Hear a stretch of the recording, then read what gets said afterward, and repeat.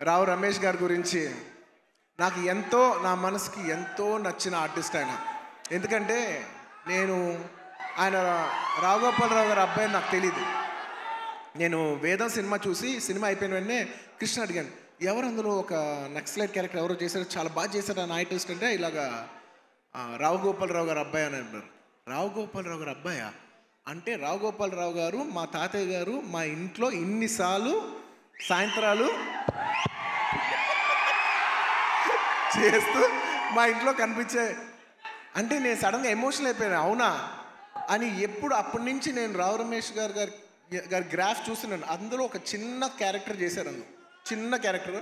అక్కడి నుంచి ఆయన అలా అలా అలా అలా ఎదుగుతూ ఉన్నప్పుడు టైంలో, నేను ఒక టైంలో బద్రీనాథ్ షూట్ చేస్తున్నారు, ఆయన వెనకాల నుంచి డైలాగ్ చెప్తున్నారు. నేను అన్నా, సార్ నేను చూస్తా, మీరు వెళ్తారు, నేను చూస్తా అని అన్నా నేను.